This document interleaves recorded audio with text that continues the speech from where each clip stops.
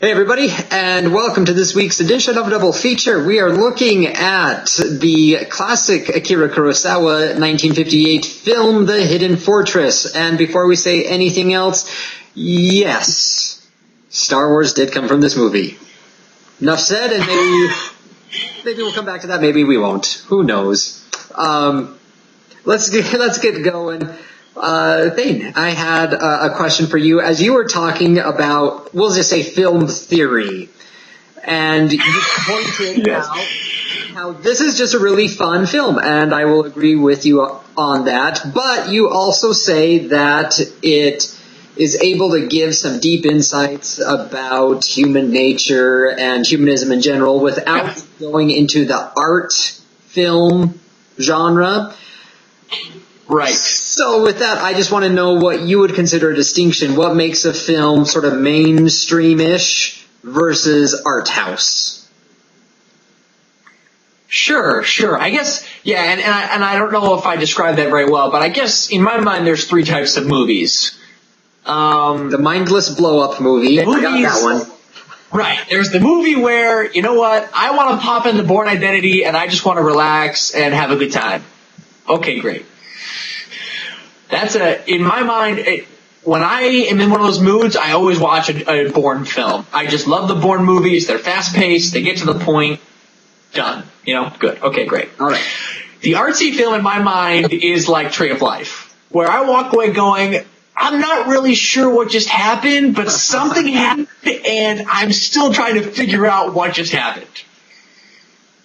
Right?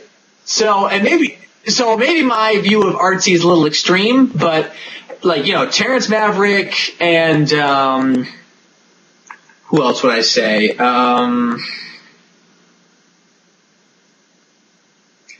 Who's the guy who did Grand Budapest Hotel? Wes Anderson. I was like, it's not James Anderson. Wes Anderson. Some of his, I would say, are very, very artsy, and I'm like, I don't really know what's happening. Is this supposed to be funny? Is this supposed to be serious? I'm not really sure. So those are the types of films where I'm like, okay, it's different. And they're trying to be different. It's not your traditional storytelling. Sure. And then, in my opinion, there's this third category, which is like just your everyday movie, like Citizen Kane, and I know I might be shot in the face for this, but Citizen Kane, or it's just an everyday movie, it's got interesting characters, it's got a story, but it's also got, a sort of a deeper side to it. It's got this message, it's good does defeat evil, and it's got maybe an ethical question, or it's got, I don't know. I guess that's how I distinguish between the three. And obviously, this is not a be-all, end-all. There's obviously 1,000 other categories, but those are sort of my basic sections, I guess. I mean, how do you divide them up? We'll put it this way. So in my home, I have two movie cabinets. I have the movie cabinets of the films that are, we'll say, if I was ever going to teach a film class, they go in that cabinet. All of my other films go in a different cabinet. Okay. I mean, with that said, I can't really say that I'm organizing them via art house or mainstream or whatever, because I've just mixed them up so much. I mean, I have some genre films in the film class cabinet, and I have art house films in my film class cabinet. Sure. But I watch them all, so. Right. No, I was just curious. And so I guess my question is, do you think The Hidden Fortress is an artsy film?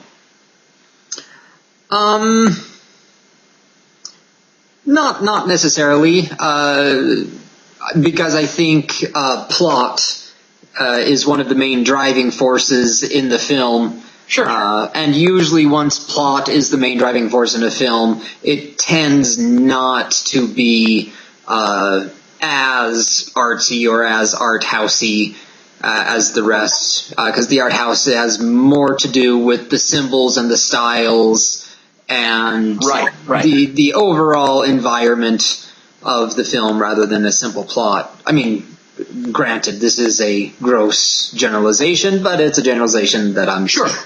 But okay, I want to shift gears. Can we shift gears for a second? Shifting. Because I really want to talk about your idea, because I think it's really interesting. Okay.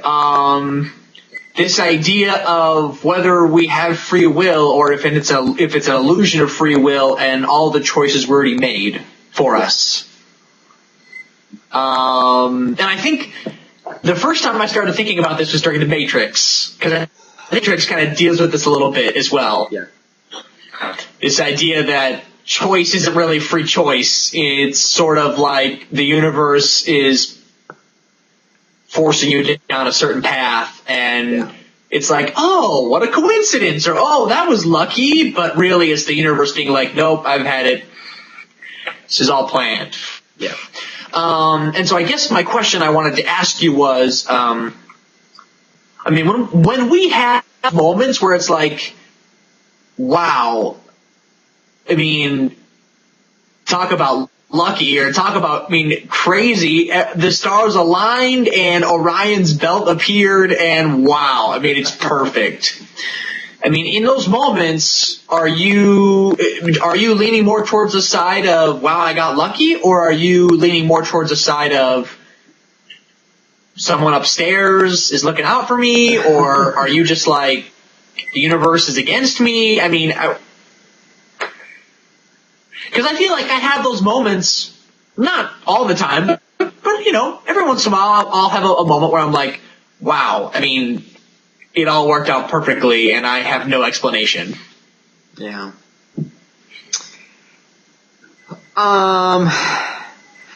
You see, what do you think Kurosawa says about that?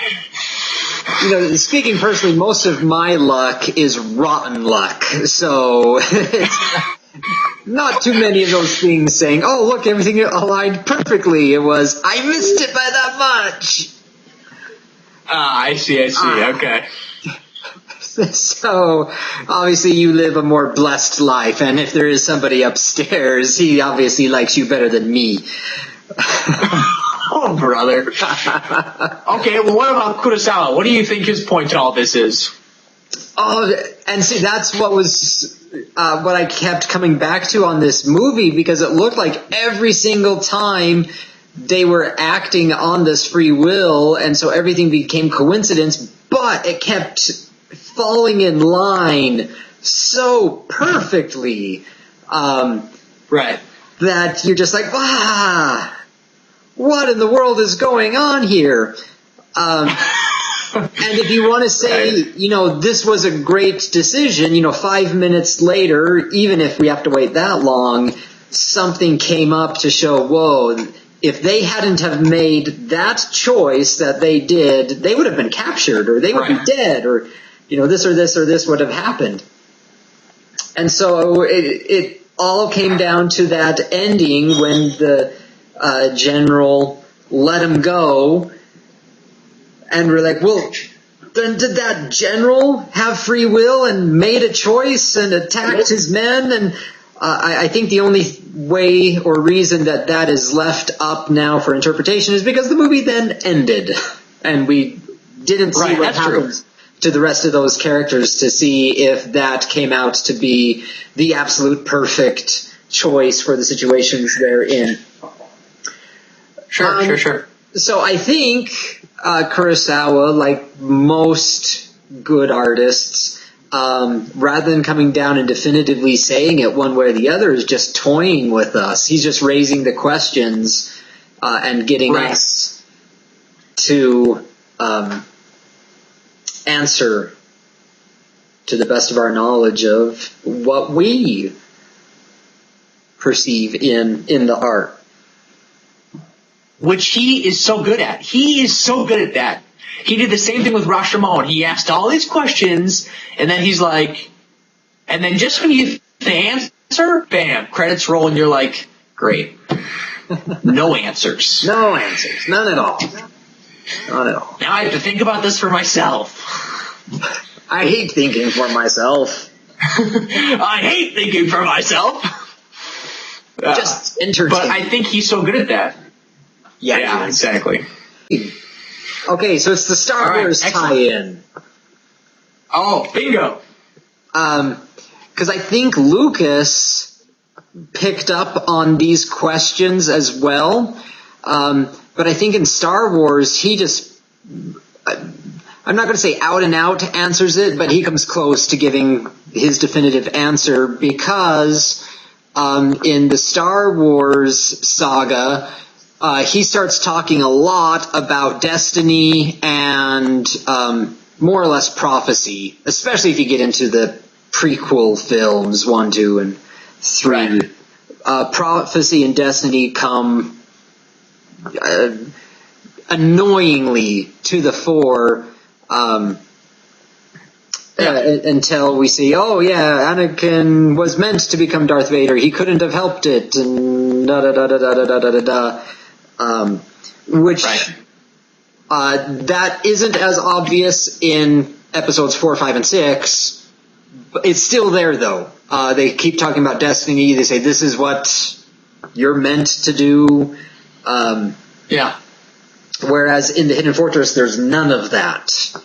It just always toying with the idea, with the concept, and I think I like that approach better. That's probably why I like also. Well, one of the many reasons why I like episodes 4, 5, and 6 of Star Wars infinitely better than 1, 2, and 3. At least I think the idea is, you know what, you're right. Sometimes it's all luck. Sometimes like we make choices and other people make choices and just stuff happens and it's just in our favor. I mean, we just come out on top. Other times we don't. We make choices, other people make choices, and we come out on bottom. I think in a world where we're all allowed to choose our way and choose our own and choose what we want to do and say and think, I think that's just the reality. At least that's what Kurosawa helped me to understand. This might change in 5 years, but that's okay. All right. Well, with that said, either we are going to choose to end here, or the universe is going to compel us to end here, depending on your outlook. So let us know either of your own free will and choice, or if the universe is making you do this, what you think of the Hidden Fortress or Kurosawa. If you haven't seen it, by all means, you have to go and see it. If for no other reason, just to see and weigh in on this debate of whether or not Lucas plagiarized Star Wars from Kurosawa's The Hidden Fortress.